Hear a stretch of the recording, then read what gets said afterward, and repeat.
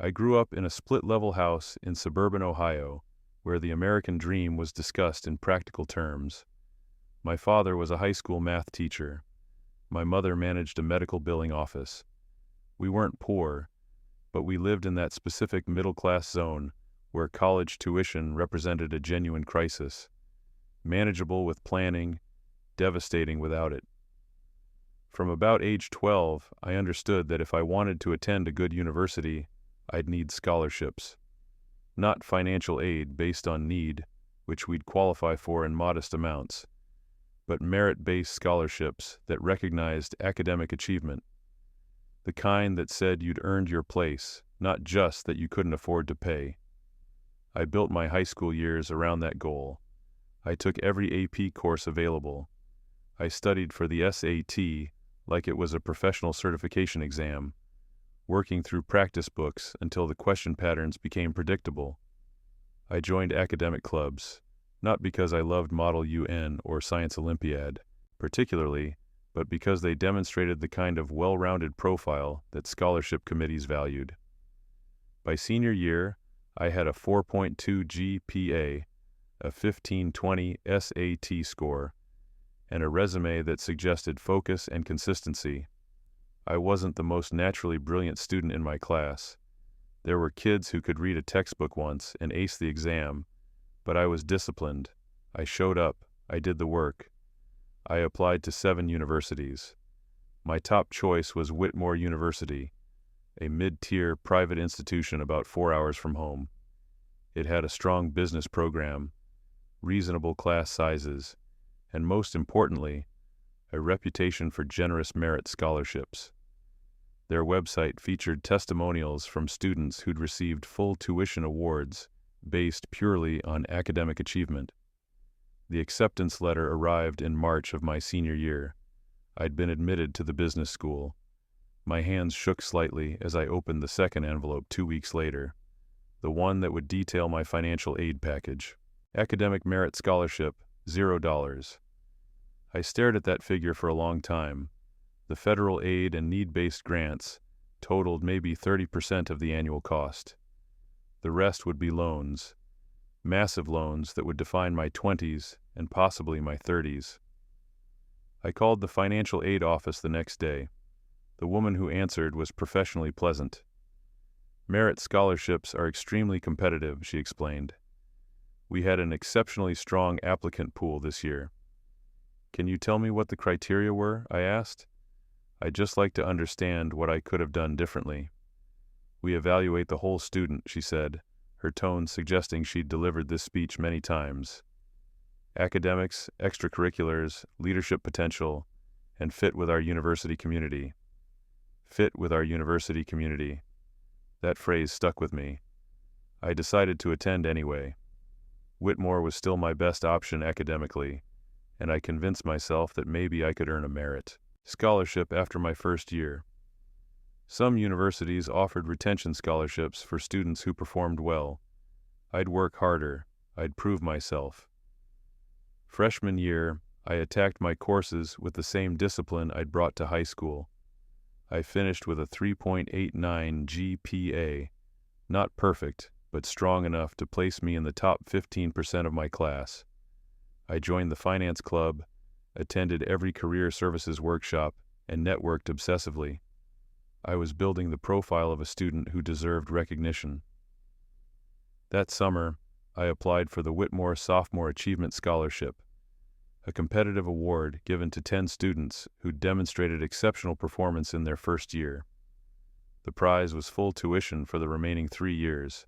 It would change everything. I spent 2 weeks on that application. I wrote about growing up in a household where education was valued but not assumed. I described my father grading papers at the kitchen table, my mother explaining insurance codes after dinner. I wrote about understanding from an early age that success required planning and work, that nothing was guaranteed. The essay I submitted wasn't emotional manipulation, it was honest. I believed in what I'd written. In late July, I received an email. I hadn't been selected. I'd been named an honorable mention, which came with a certificate and no money. I called the scholarship office. I asked if there was feedback available, anything that could help me understand what the selection committee had valued that I'd failed to demonstrate. The coordinator, a woman named Hannah Murphy, was pleasant but firm. We're not able to provide individual feedback on scholarship applications, but I can tell you that all our recipients demonstrated exceptional achievement both inside and outside the classroom. Can I ask who received the scholarship? I said. There was a pause. That information is listed on our website, she said. Congratulations to all our winners. I found the list that evening. 10 names.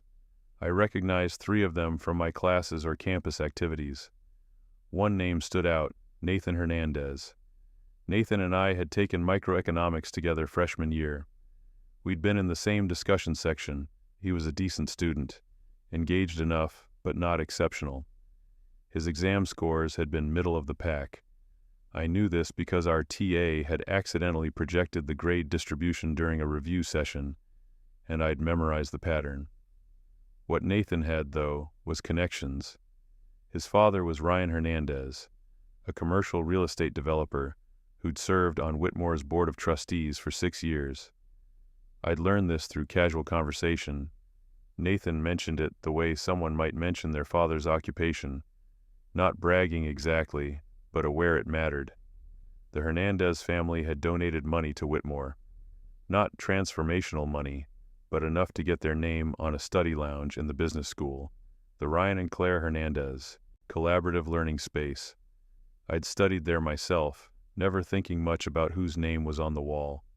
I told myself I was being paranoid. Nathan probably had strengths I hadn't seen. Maybe his essay had been exceptional. Maybe he'd done volunteer work or research I didn't know about. But the suspicion settled into my mind like sediment, heavy and immovable. I requested a meeting with Hannah Murphy. I wanted to understand the process, I explained in my email. I was committed to becoming the strongest candidate possible for future opportunities. She agreed to meet me in her office on a Wednesday afternoon in August, just before the fall semester began. Hannah was probably in her mid-40s, with the kind of professional warmth that came from years of delivering disappointing news to hopeful students. Her office was small but carefully arranged. Framed photos of past scholarship recipients, motivational posters about perseverance and growth. I appreciate you taking the time, I said, sitting across from her desk. Of course, she said. We always want to support students who are this engaged with their education. I'd prepared my approach carefully. I wasn't going to accuse anyone of anything. I was just going to ask questions. I'm trying to understand what distinguished the scholarship recipients, I said. My GPA placed me in the top tier of applicants, and I believed my essay demonstrated both achievement and motivation. I'd love any guidance on what I could strengthen. Hannah nodded slowly.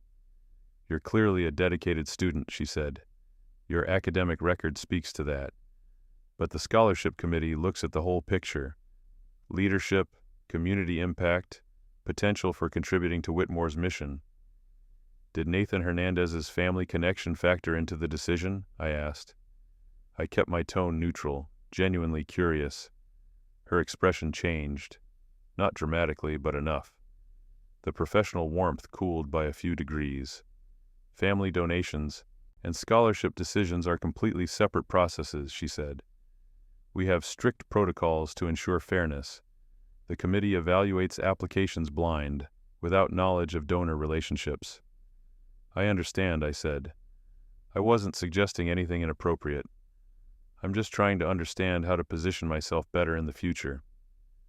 My advice, Hannah said, her voice firmer now, is to focus on your own growth rather than comparing yourself to other students. Everyone's path is different. I thanked her and left.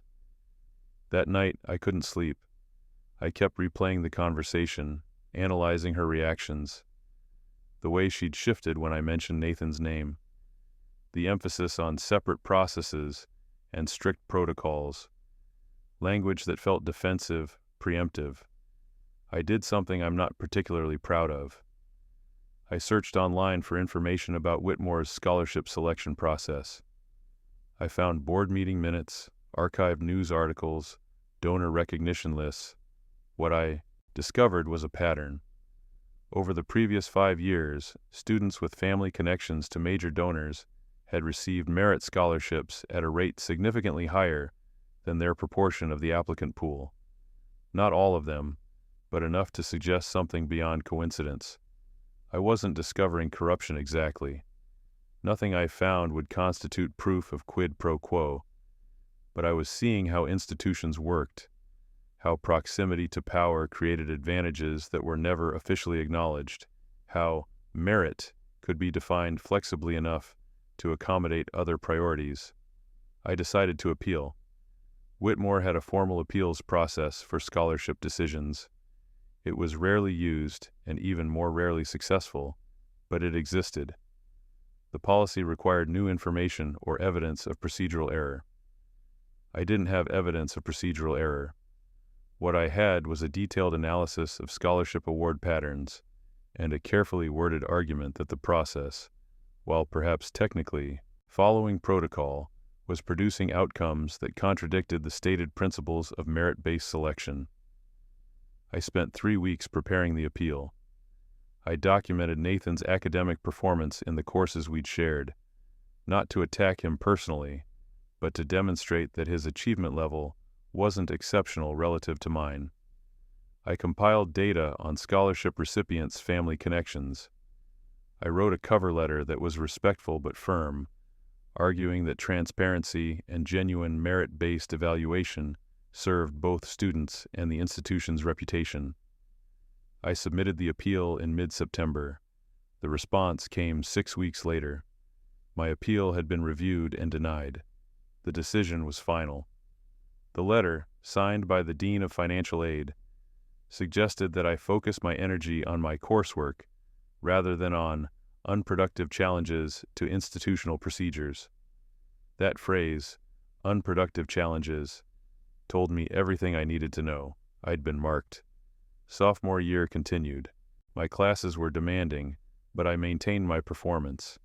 I finished the semester with a 3.91 GPA. I was elected to a leadership position in the finance club. On paper, I was thriving, but something had shifted in how certain people interacted with me. I noticed it first with Professor Lucas Stewart, who taught corporate finance. He was also the faculty advisor for the finance club and had a reputation for mentoring students toward competitive internships. Early in the semester, he'd seemed encouraging, making comments about my analysis during case study discussions. After my scholarship appeal, his demeanor changed. He became correct but distant. When I asked about internship opportunities during office hours, he provided generic advice rather than specific connections. When the finance club organized a networking event with alumni, I wasn't selected for the student leadership team that would coordinate, despite being the treasurer. I couldn't prove causation, but I understood institutional communication. The scholarship office had flagged me as someone who'd challenged their authority. That information had circulated. I was becoming invisible in a very specific way. Not ignored entirely, my grades were too strong for that, but excluded from the informal networks where opportunities actually flowed. I tried to push past it. I applied for a competitive summer internship at an investment firm through Whitmore's career services portal. My resume was strong, high GPA, relevant coursework, finance club leadership. I made it to the final round of interviews. I didn't get the position. The firm selected 3 Whitmore students that summer. One of them was Nathan Hernandez. I told myself Nathan might have genuinely been the best candidate, but I also noticed that his interviewer had been a Whitmore alumnus who'd worked with Professor Stewart on a research project. The networks were tight, interlocking, mutually reinforcing. Junior year, I stopped fighting the system. I kept my head down. I focused on coursework and maintaining my GPA. I didn't apply for internal scholarships. I didn't challenge anyone.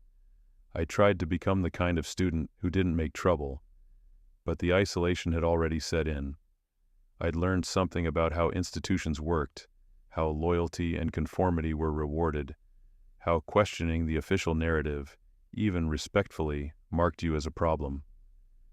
I'd learned that merit was a story told to justify outcomes that often had more to do with relationships than achievement. I graduated with a 3.87 cumulative GPA and $86,000 in student loan debt. No distinction, no special recognition. At the commencement ceremony, Nathan Hernandez received an award for Outstanding Achievement in Business Education, presented by Professor Stewart. Nathan's father sat in the front row of the family section. I sat with my parents in the upper tier of the auditorium. My father took photos. My mother cried a little. They were proud. They'd sacrificed to help me get here. They didn't know about the scholarship I'd been denied, about the appeal, about any of it. I'd never told them. What would have been the point? After graduation, I moved back to Ohio. I'd accepted a job at a mid-sized accounting firm in Cleveland. Nothing prestigious, but stable work with decent pay. The starting salary was $54,000. After rent, loan payments, and basic expenses, I had maybe $400 left at the end of each month. My coworkers were fine. The work was exactly as mind-numbing as I'd expected. I spent my days reviewing financial statements, preparing tax documents, attending client meetings where I was the most junior person in the room and expected to take notes while senior partners talked. I was 22 years old, living in a studio apartment with furniture from IKEA and Target, eating the same rotation of cheap meals. This was the life my degree had purchased. This was what $86,000 in debt and 4 years of discipline had earned me. At night, I'd lie in bed and think about Nathan Hernandez. I'd check his LinkedIn profile occasionally, a habit I wasn't proud of but couldn't break. He'd landed an analyst position at a boutique investment firm in New York, the kind of job that required connections to even know existed. I wasn't jealous of his success exactly. I was angry about the mechanism, the way the game was structured, the way it pretended to be about merit while operating on entirely different principles. But anger without strategy is just noise, and I was done making noise. I decided something in those early months after graduation. I was going to build something that didn't depend on anyone's approval. I was going to accumulate power, real power, the kind that came from control of resources, and I was going to do it entirely outside the systems that had rejected me. I started reading obsessively. Not business books or self-help garbage, but case studies of how people actually built wealth. I studied venture capital, private equity, real estate development. I learned about fund structures, capital stacks, limited partnership agreements. I taught myself financial modeling, going far beyond what I'd learned in my university courses. I saved every dollar I could. I took on freelance bookkeeping work in the evenings and weekends. I lived on an almost absurdly tight budget. Rice, beans, eggs, the cheapest produce available. I didn't go out. I didn't date. I didn't buy anything that wasn't essential. After 18 months, I had $23,000 saved. It wasn't enough to do anything significant, but it was proof of concept. Proof that I could exercise the kind of discipline required for what I was planning. I quit my job at the accounting firm and moved to Chicago. The city had a stronger startup ecosystem, more opportunities to insert myself into conversations about capital and growth. I took a job at a boutique financial consulting firm that worked with early-stage companies. The pay was slightly less than I'd been making in Cleveland, but the learning opportunity was exponentially greater. I was 24 years old. I was working 70-hour weeks, analyzing business models, building financial projections, sitting in on investor meetings. I was making myself useful to people who controlled money. One of our clients was a founder named Amanda Williams, who was raising a Series A for a supply chain software company. Her pitch was strong, but her financial projections were a mess. Overly optimistic, lacking detail on unit economics, unclear about the path to profitability. I rebuilt her entire financial model. I showed her where her assumptions were weak and how to present the story in a way that would satisfy due diligence. I didn't just do the work I was assigned. I anticipated the questions investors would ask and prepared answers. Amanda's raise closed successfully. She remembered who'd helped make it happen. 6 months later, she called me. She was starting an angel fund with several other successful founders. They were looking for someone to handle deal sourcing, due diligence, and portfolio management. She offered me a position with a small salary and the promise of carried interest on successful investments. I took it immediately. For the next 3 years, I lived inside the machinery of early-stage investing. I reviewed hundreds of pitch decks. I sat through endless presentations from founders, trying to convince us their startup would be the next unicorn. I learned how to identify real businesses versus stories, how to evaluate teams, how to structure terms that protected downside while preserving meaningful upside. Most importantly, I learned how to talk to people with money, how to be simultaneously confident and humble, how to present analysis that felt authoritative without being arrogant, how to become someone that wealthy people trusted with their capital. I made my first successful investment when I was 27. AEI, cybersecurity startup that Amanda's fund had passed on because the market seemed too niche. I'd done my own research, identified enterprise customers who were desperately looking for this exact solution, and invested $15,000 of my own money, almost everything I'd managed to save. The company was acquired 18 months later. My return was $127,000. I immediately reinvested everything.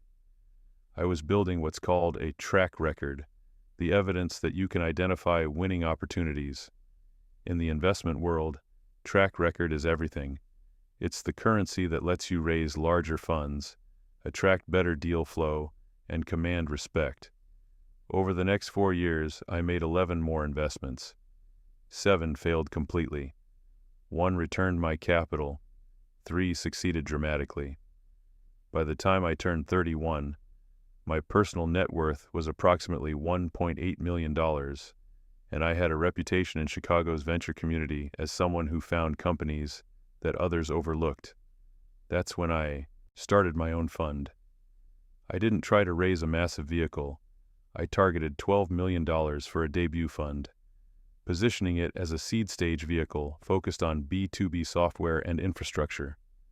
I spent 6 months having coffee meetings, sending emails, making pitches to family offices, successful founders, and institutional investors willing to bet on emerging managers. The hardest pitch I made was to a wealth management firm that managed money for several university endowments. The partner I met with, a man named Caleb Patel, was skeptical. "You've got a decent track record," he said, reviewing my materials, "but you're asking us to commit capital to a first-time fund manager. Why should we believe you can repeat this success at scale?" I'd prepared for this question. "Because I'm not trying to repeat what I've done," I said. "I'm trying to do something different. Most seed investors chase the hot deals, the companies that already have momentum, that everyone's talking about.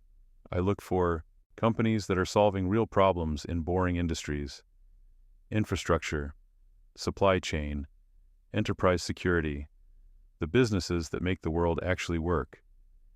"That's a nice narrative," Caleb said, "but returns matter more than philosophy." "My returns prove the philosophy works," I said, "and I can maintain it because I'm not competing in the same space as the big brand name funds. I'm finding companies 2 years before they're ready for that conversation." He committed $500,000. It was one of the last closes before I hit my target. The fund launched when I was 32. I had $12 million in committed capital, a small office in a co-working space, and a pipeline of potential investments that I'd been building for months. Over the next 3 years, I deployed that capital into 19 companies. I worked closely with the founders, helping them refine their strategy, introducing them to potential customers, occasionally joining their boards. I wasn't a passive investor. I was building relationships, creating value, establishing a reputation. 16 of those 19 investments were still active when I started raising my second fund. 3 had already exited successfully, returning a combined 8.4 times on our invested capital.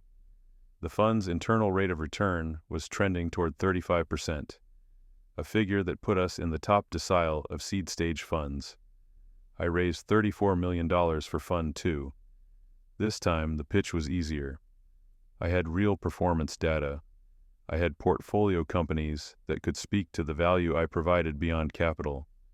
I had institutional investors who'd seen my work and wanted larger allocations. I was 35 years old. I ran a venture capital firm with nearly $50 million under management. My personal net worth was approximately $4.7 million. I lived in a nice but not ostentatious condo in Chicago's West Loop. I drove a 5-year-old Audi. I wore the same rotation of business casual clothes I'd been wearing for years.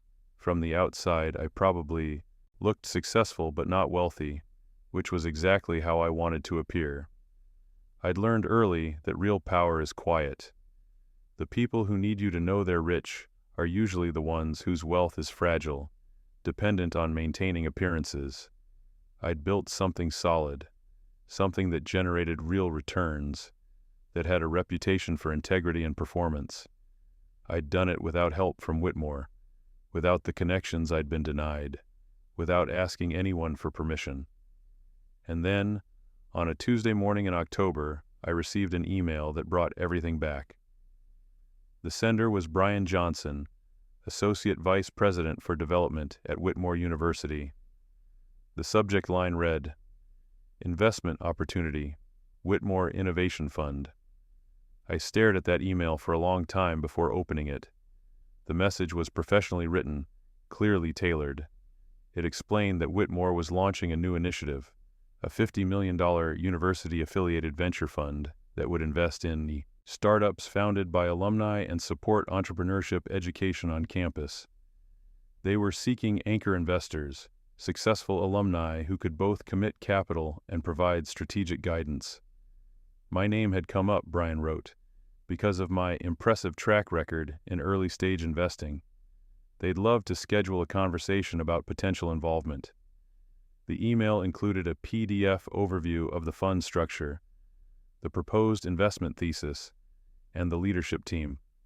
I scanned through it quickly. The fund would be managed by Professor Lucas Stewart, who'd recently been named Director of Entrepreneurship Programs at Whitmore's Business School. He'd be supported by a team of advisors, including several successful alumni. One of those advisors was Nathan Hernandez, who was now a partner at a mid-sized private equity firm in New York. I closed the PDF. I sat at my desk for maybe 20 minutes, not moving. They wanted my money. The institution that had denied me a scholarship, that had marked me as a problem when I'd questioned their process, that had quietly ensured I was excluded from opportunities. They wanted me to invest in their new fund. The irony wasn't subtle, but irony doesn't generate returns, and I hadn't built my firm on emotional decisions. I responded to Brian's email. I suggested a call the following week. The conversation was exactly what I expected. Brian was enthusiastic, articulate, clearly experienced in donor relations. He talked about Whitmore's commitment to innovation, their growing reputation in entrepreneurship education, the strength of their alumni network. "We see this fund as a way to formalize what's already happening organically," he said. "Our alumni are starting incredible companies, and we want to create a vehicle that can support them while also generating returns for investors and the university." "Who's managing the investment decisions?" I asked. "Professor Lucas Stewart will serve as the fund's managing director," Brian said. "He's been integral to building our entrepreneurship program, and he has strong relationships throughout the alumni network. He'll be supported by an investment committee that includes several partners from top-tier firms." "What's the minimum investment?" I asked. "For anchor investors, We're looking at commitments of $2 million or more, Brian said. That level of involvement comes with advisory board participation and closer collaboration on strategic direction. Send me the full offering materials, I said. I'll review them and get back to you. The materials arrived 2 days later. I read through everything carefully. The fund structure was standard. The economics were reasonable for an emerging manager, though not particularly advantageous. The investment thesis was generic, the kind of language that could justify almost any deal. What interested me more than the fund itself was what it represented. Whitmore was trying to compete with universities like Stanford and MIT, institutions that had built genuine ecosystems, connecting students, alumni, and capital. They were trying to manufacture something that usually emerges organically from decades of excellence. It was, I recognized, exactly the kind of initiative that looks impressive in presentations, but rarely produces meaningful results. The university's brand wasn't strong enough, their deal flow wouldn't be differentiated enough, and the management team lacked the credibility that attracts the best founders. But I scheduled an in-person meeting anyway. I flew to Whitmore on a Thursday in November. Brian had arranged for me to meet with several people: the president of the university, the dean of the business school, Professor Stewart, and a few members of the proposed advisory board. The campus looked exactly as I remembered it. The same brick buildings, the same tree-lined paths, the same clusters of students walking between classes with backpacks and coffee cups. I'd been gone for 13 years. Everything looked smaller than my memory. The meeting was held in a conference room in the business school's administrative building. Whitmore's president, a woman named Dr. Olivia Martinez, opened the conversation with remarks about the university's strategic vision and commitment to innovation. She was polished, articulate, exactly what you'd expect from someone who'd spent a career in higher education administration. "We're incredibly excited about this initiative," she said, "and we're particularly interested in partnering with alumni like yourself who've built successful investment careers. Your perspective would be invaluable." Professor Stewart presented the fund's investment thesis and preliminary pipeline. His presentation was competent, but not impressive. He talked about supporting the Whitmore community and creating value for stakeholders, the kind of language that meant everything and nothing. I asked questions that demonstrated I'd done my homework. What was their competitive advantage in deal sourcing? How would they evaluate companies, given that most university-affiliated founders would be relatively young and inexperienced? What success metrics were they targeting beyond financial returns? Professor Stewart's answers were vague, heavy on aspiration, and light on operational detail. Nathan Hernandez was in the meeting, sitting 2 seats away from Professor Stewart. He'd recognized me immediately when I'd walked in, his expression flickering through surprise before settling into professional warmth. "It's great to see you," he'd said, shaking my hand. "I didn't realize you were in venture capital. Impressive work." I'd smiled politely. "Thanks. It's been a good run." Now, as Professor Stewart finished his presentation, Nathan spoke up. "I think one of our biggest strengths is the network," he said. "Whitmore alumni are deeply loyal to the institution. That gives us access to deal flow that other funds won't see, and it creates a collaborative environment for portfolio companies." It was a reasonable point, though it overstated Whitmore's alumni network considerably. They weren't Harvard or Stanford. They were a solid regional university with a decent but not exceptional alumni base. Dr. Martinez turned to me. "We'd love to hear your thoughts. What would make you excited about this opportunity?" I leaned back in my chair. I'd known this question was coming, and I'd thought carefully about how to respond. "I'll be honest," I said. "I'm skeptical about university-affiliated funds in general. Most of them underperform because they're optimizing for things other than returns: institutional reputation, alumni relations, educational mission. Those are all valid priorities, but they rarely align with what makes a successful investment vehicle." The room got a little quieter. Dr. Martinez's expression remained pleasant, but I could see the calculation behind it. That said, I continued, I'm interested in the thesis of supporting emerging managers and overlooked opportunities. If the fund were structured to actually prioritize returns, with clear metrics and accountability, it could work. We're absolutely committed to performance, Professor Stewart said. This isn't a vanity project. We're building a professional investment firm that happens to be affiliated with Whitmore. I nodded. Then I'd want to see a few things before making a decision. I'd want detailed backgrounds on the investment committee members, not just their current titles, but their actual track records. I'd want to understand the governance structure, who makes final decisions, how conflicts of interest are managed, what happens if the fund underperforms, and I'd want clarity on how the university's priorities might influence investment decisions. Those are all fair questions, Brian said quickly. We can absolutely provide that information. The meeting continued for another 40 minutes. We discussed timelines, legal structures, and next steps. It was all very professional, very cordial. As the meeting ended, Professor Stewart approached me. I really appreciate you coming in, he said. Your questions were excellent, exactly the kind of rigor we need on the advisory board. I take investment decisions seriously, I said. I remember you from your time at Whitmore, he said.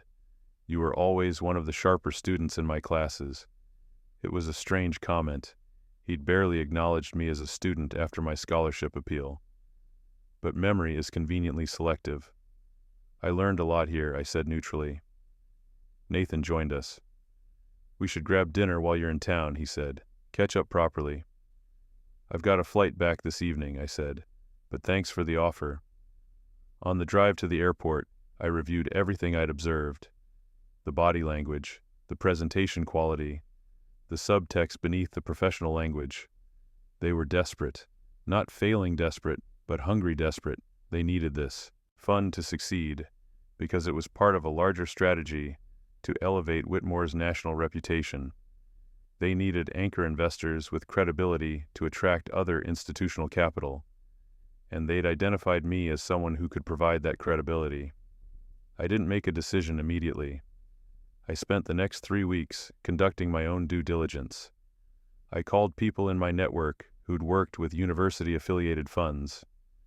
I reviewed Whitmore's financial statements and endowment reports. I had my attorney review the fund documents for structural red flags. What I discovered confirmed my initial assessment. The fund was likely to underperform. The management team lacked real venture experience. The deal flow would be mediocre at best. The governance structure gave too much power to university administrators who would prioritize reputation over returns. It was not an investment I would make on merit. But merit wasn't the only consideration anymore. I scheduled a call with Brian Johnson in mid-December. He answered enthusiastically, clearly hoping for a commitment. I've completed my review, I said, and I want to be transparent with you. Based on the fund structure and management team, I don't believe this vehicle will generate competitive returns.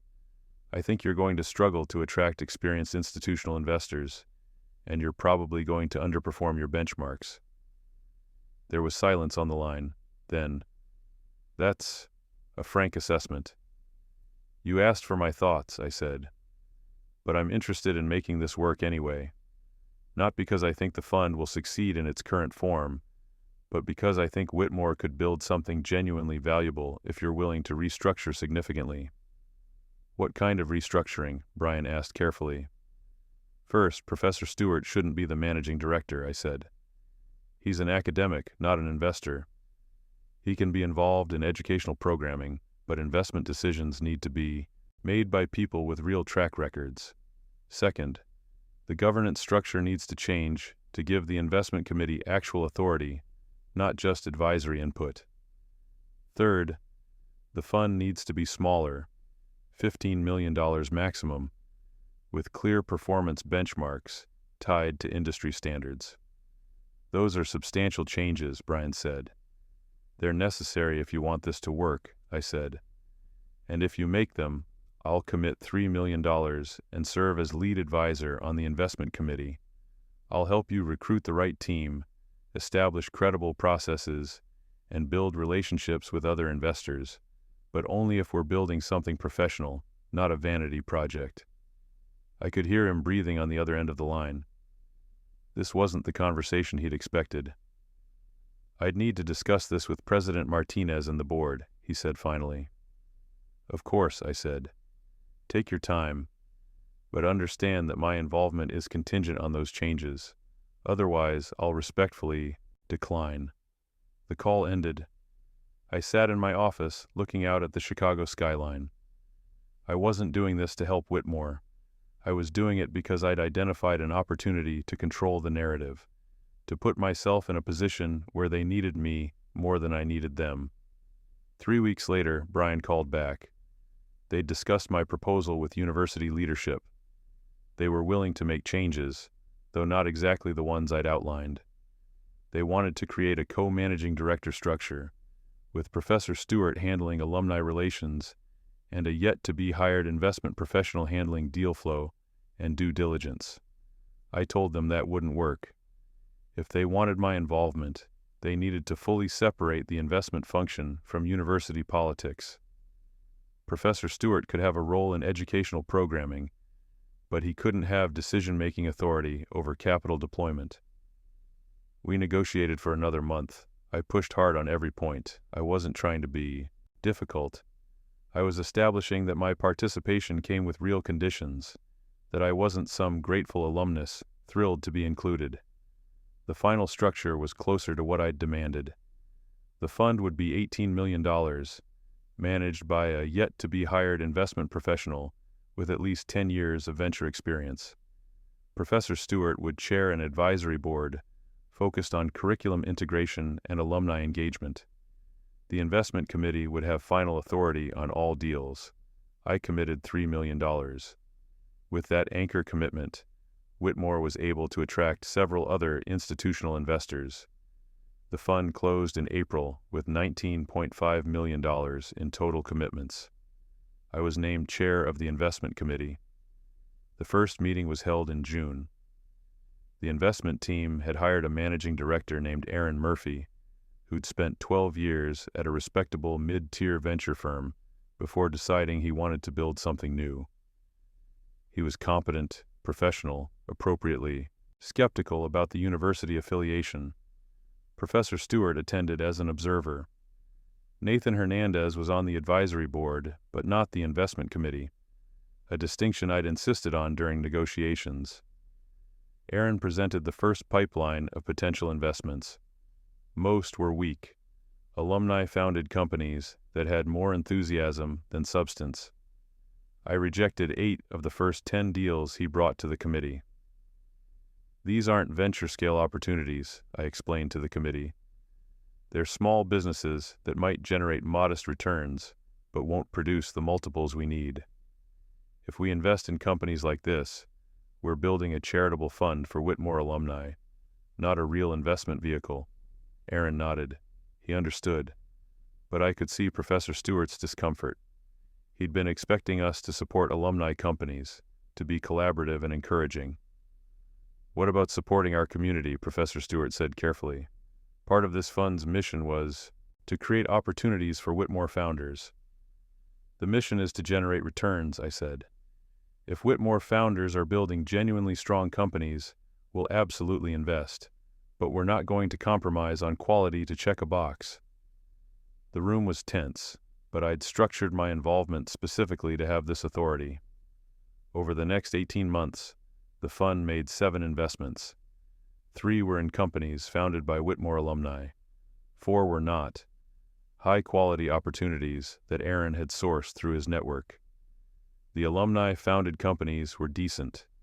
Not exceptional, but solid businesses with reasonable growth trajectories. The non-alumni companies were stronger. By the end of year 2, the fund's performance was tracking in the top third of its vintage year. Not spectacular, but respectable. What was interesting was how Whitmore talked about the fund.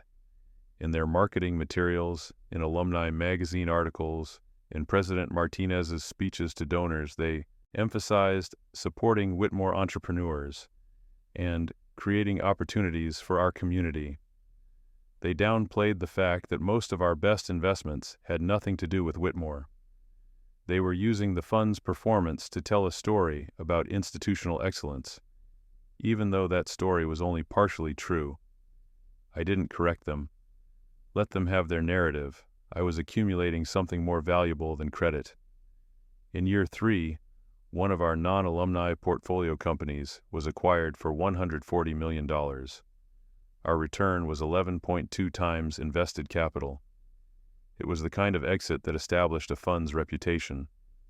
Whitmore's communications department published a press release celebrating the exit. They quoted Professor Stewart talking about the power of the Whitmore network and our commitment to innovation. They mentioned me briefly as a successful alumnus and investment committee chair. I received a handwritten note from President Martinez thanking me for my invaluable contribution to Whitmore's entrepreneurial ecosystem. I didn't respond. Around this time, Whitmore began planning a major capital campaign. They were trying to raise $200 million for facility upgrades, endowed scholarships, and program expansion. As part of the campaign, they were creating a leadership circle for donors who committed $5 million or more. Brian Johnson reached out to schedule a conversation about my potential involvement. Given your success and your connection to the Innovation Fund, he said on our call, we're hoping you might consider a leadership gift, something that could inspire other alumni at similar stages in their careers. What would the gift support? I asked. We're offering naming opportunities for several initiatives, Brian said. A new study space in the business school, an endowed scholarship fund, support for entrepreneurship programming. We'd want to work with you to find something that resonates with your values. What's the naming threshold? For an endowed scholarship? I asked. For a full tuition merit scholarship in perpetuity, the endowment would be $2.5 million, Brian said. I thought about that number. $2.5 million. It was substantial but manageable given my current net worth. It was also precisely the amount that the scholarship I'd been denied would have been worth over 4 years.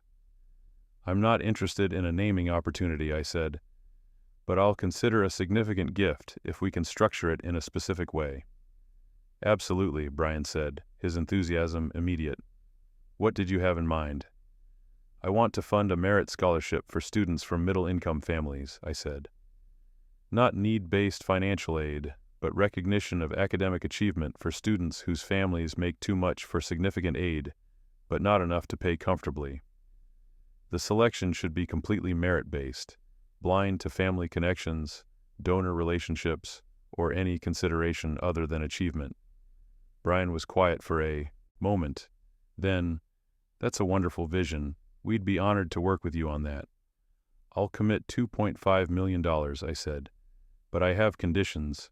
The selection process has to be administered by an independent committee with no university development staff involvement. The criteria have to be transparent and documented, and I want annual reporting on recipients' backgrounds and the selection process. Those are reasonable conditions, Brian said carefully, though I'll note that our scholarship selection processes do have oversight to ensure fairness. I'm sure they do, I said, but these are my terms. We spent 6 weeks negotiating the details. The university's attorneys pushed back on some of my language around independence and transparency. I refused to compromise. Finally, they agreed to my structure. The scholarship was announced in September. The press release described it as supporting academically exceptional students from middle-income families and emphasized my commitment to merit-based opportunity. They named it the Merit Achievement Scholarship. At my insistence, my name was not attached to it in any formal way, though Whitmore's communications mentioned me as the donor in their materials. What they didn't know, what no one except my attorney knew, was that the scholarship's selection criteria had been written to precisely describe the profile I'd had as an applicant 15 years earlier. The GPA threshold, the standardized test expectations, the family income range, even the emphasis on consistent achievement rather than flashy extracurriculars. I'd created a scholarship for students exactly like who I'd been. The first recipient was selected the following spring. Her name was Paige Nguyen. She was a first-generation college student with a 4.3 GPA, strong test scores, and a family income that placed her in the middle-class gap. According to the selection committee's report, she'd been an obvious choice, precisely the kind of student the scholarship was designed to recognize. I didn't meet her. I didn't attend the awards ceremony. I had Aaron Murphy represent me and deliver brief remarks about the importance of merit-based opportunity. But I thought about her sometimes. I hoped she understood what the scholarship meant. Not just the money, but the message that she'd earned her place, that her achievement was real and recognized. The Innovation Fund continued performing well. By year 4, we'd made 15 investments total, with 3 exits and 2 companies showing strong enough traction to likely return 5 times or more. The fund's internal rate of return was tracking toward 28%, a figure that put it in the top quartile of university-affiliated funds. Whitmore's communications department loved these numbers. They used them in donor pitches, in recruitment materials, in national rankings applications. The Innovation Fund had become a centerpiece of their narrative about institutional excellence. President Martinez invited me to speak at a donor appreciation event. I declined, citing schedule conflicts. Professor Stewart requested a meeting to discuss expanding the fund's mission. I had Aaron take that meeting instead. Nathan Hernandez sent me a LinkedIn message asking if I'd be interested in discussing potential co-investment opportunities between his firm and Whitmore's fund. I didn't respond. I was becoming something specific to them, a source of credibility and capital who remained frustratingly distant, who participated on his own terms, but never with the warmth or loyalty they expected from major donors. It bothered them, I think. Not enough to jeopardize the relationship, but enough to create a low-grade discomfort. In year 5, the capital campaign hit $180 million raised. They were $20 million short of their goal, with 6 months remaining in the campaign period. Brian Johnson scheduled another call. "We're in the final push," he said, "and we're hoping our most committed supporters might consider additional contributions to help us reach the finish line. Your previous gift has been transformative, and any additional support would be incredibly meaningful." "How much are you short?" I asked. $20 million, he said. "We have several prospects in the pipeline, but we'd love to announce a major leadership gift to create momentum." "I'm not making another gift," I said. "I understand," Brian said, his tone careful. "Could I ask if there's something we could do differently to earn your continued support?" It was an interesting question. He was admitting, indirectly, that they'd failed to cultivate the relationship in a way that inspired ongoing generosity. "No," I said. "I'm satisfied with the scholarship I funded. I'm proud of the Innovation Fund's performance, but I'm not interested in further involvement." "Can I ask why?" Brian said. "Your feedback would be valuable." I thought about how to answer. I could have been polite, given him generic language, about capacity and priorities, but something in me wanted him to understand. "Because Whitmore hasn't earned it," I said. "The scholarship I funded, the fund I helped build, those exist despite your institution's normal practices, not because of them. You still select students based on connections more than merit. You still reward loyalty over achievement. You've benefited from my involvement without ever acknowledging what I experienced here as a student." There was a long silence. "I'm not sure I understand," Brian said finally. "I was denied a merit scholarship as a sophomore," I said. "A scholarship that went to a less qualified student whose family had donated to the university. When I appealed, I was marked as a problem. Professor Stewart, who now runs your entrepreneurship program, quietly excluded me from opportunities because I'd questioned the process. You've built an entire narrative about merit and excellence, but your actual practices contradict that narrative. Constantly. I wasn't aware of that history, Brian said. Of course you weren't, I said. It was 15 years ago, but it shaped everything I built afterward.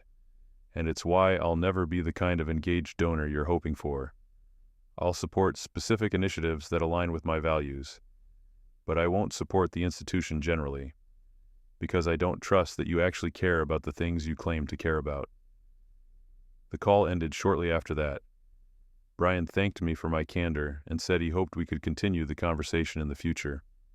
I knew we wouldn't. A few weeks later, I received an email from Professor Stewart. The subject line read, "Catching Up." He wrote that he'd heard I'd had a conversation with Brian about my student experience at Whitmore.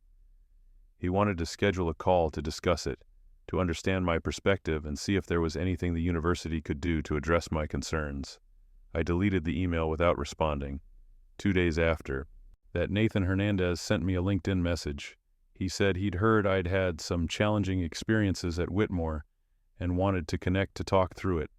He wrote that he'd always appreciated my contributions to their finance club discussions and would be grateful for a chance to understand my perspective. I blocked him. I wasn't interested in explanations or apologies or attempts at reconciliation. These people had no power over me anymore. They couldn't give me anything I needed, couldn't take anything I valued, couldn't shape my trajectory in any way that mattered. The only power they'd ever had was the power I'd given them by caring about their approval. And I'd stopped caring years ago. The Innovation Fund closed its investment period after year 5. The final numbers were strong. $19.5 million invested across 18 companies, with 5 exits returning a combined 6.7 times. 8 companies still active and performing well, and 5 write-offs. The fund's overall multiple was tracking toward 3.2 times, with an IRR of 31%. Excellent performance for a first-time university-affiliated fund. Whitmore immediately announced plans for a second fund, this one targeting $40 million. They asked if I'd increase my commitment and continue as investment committee chair. I declined both requests. The fund succeeded because we structured it professionally and maintained strict standards, I told Aaron Murphy during a call to discuss the transition. If you can maintain that discipline, the second fund will do fine. But my involvement was always meant to be temporary. Aaron understood. He thanked me for the mentorship and said he'd learned more from working with me than from most of his previous colleagues. I believed him. But I was also finished. I resigned from the investment committee in December. My departure was announced in a brief press release, thanking me for my foundational contributions and noting that I'd remain a limited partner in the fund but was stepping back to focus on my own firm.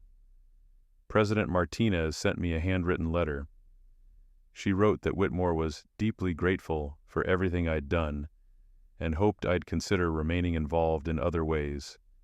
She mentioned that they were creating a new Entrepreneurship Hall of Fame to recognize alumni who'd achieved significant success in business, and they'd be honored to include me in the inaugural class. I sent a polite email declining the recognition. Over the following year, I received occasional emails from Whitmore, invitations to events, requests for advice on various initiatives, notices about student achievements and program developments. I didn't respond to any of them. My own fund was performing exceptionally. Fund 2 was now 60% deployed with 3 exits already delivering strong returns. I was raising Fund 3, targeting $75 million, and had commitments from several institutional investors who'd been tracking my performance for years. I was 39 years old.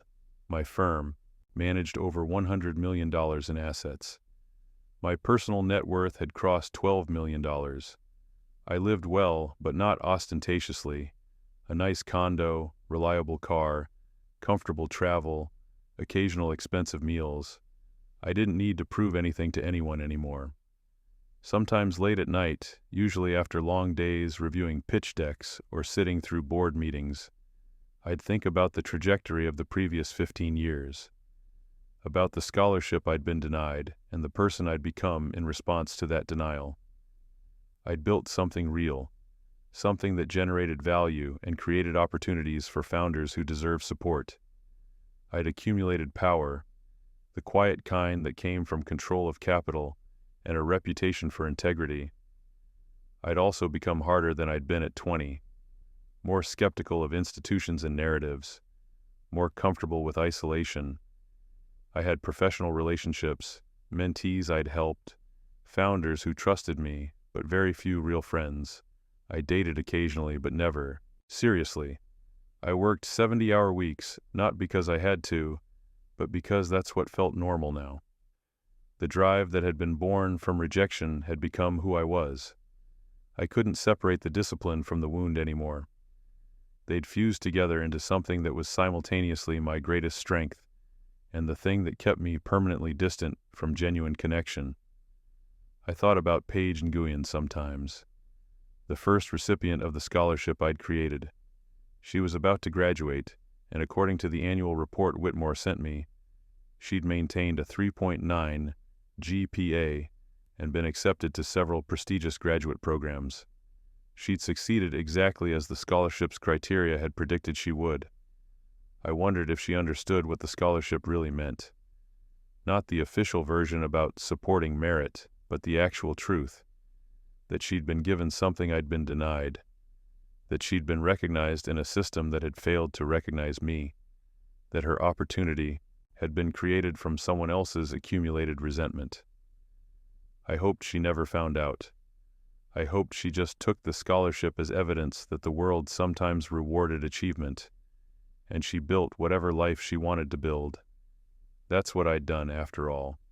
Taken the rejection and built something from it. Turned the wound into a different kind of fuel. Last month, I received a physical letter in the mail. Return address, Office of the President, Whitmore University. I almost didn't open it. I'd ignored so many of their communications over the past few years, but something about the physical letter suggested it wasn't standard development office mail. Inside was a handwritten note from President Martinez, along with a formal invitation. The note explained that Whitmore was celebrating its 150th anniversary next spring. As part of the celebration, they were creating a permanent recognition wall in the business school featuring transformative alumni whose contributions have shaped Whitmore's legacy. They wanted to include me, and the invitation was to attend the dedication ceremony. The formal invitation included renderings of the proposed wall. It would feature names engraved in granite, with brief descriptions of each person's contributions. The description they drafted for me read, "Venture investor and philanthropist whose scholarship fund and leadership helped establish Whitmore as a leader in entrepreneurship education." I put the letter on my desk. I didn't respond immediately. Part of me wanted to decline, as I'd declined everything else, to maintain the distance I'd carefully constructed. But another part of me recognized something I hadn't fully acknowledged before. They would never understand. They would never recognize what they'd taken from me, or the hypocrisy of celebrating my contributions now, after denying me recognition when I'd needed it. They'd rewritten the history in a way that served their institutional narrative.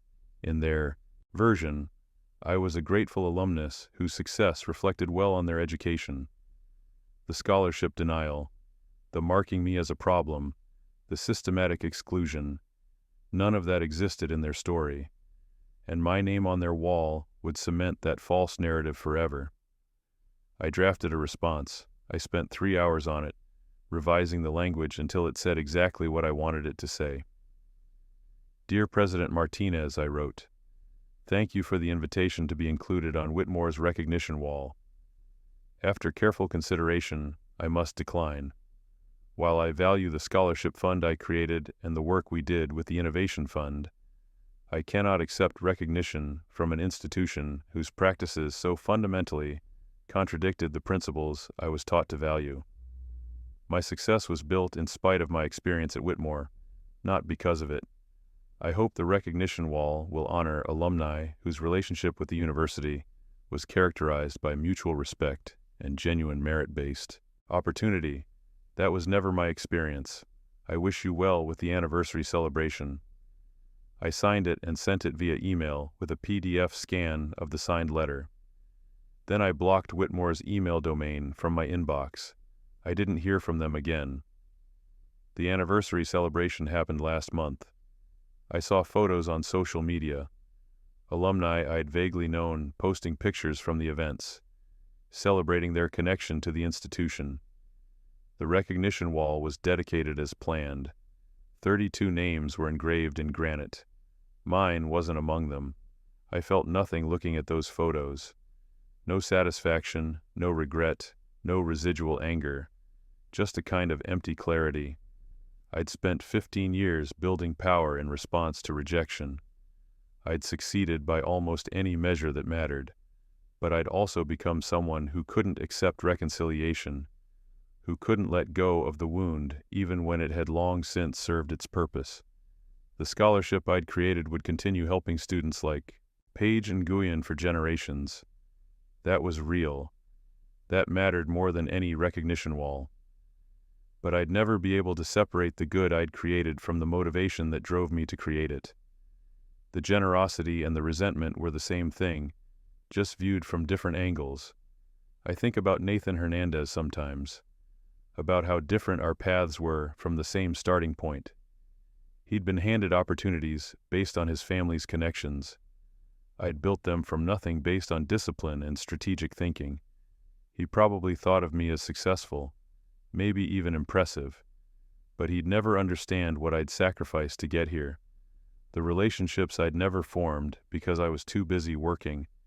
The trust I'd never learned to extend because I'd been taught early that institutions and their representatives weren't trustworthy. The softness I'd deliberately eroded because it felt too vulnerable. I won. By every metric that our society values, I won comprehensively, but winning cost me something that I can never recover, and I'm aware enough to recognize that the cost was permanent. I can see it in how I move through the world now, always calculating, always strategic, always maintaining distance. I'm 40 years old. I run a successful venture capital firm. I have financial security that my younger self couldn't have imagined. I've created a scholarship that will help hundreds of students over the coming decades. I've invested in companies that have created jobs and value and innovation.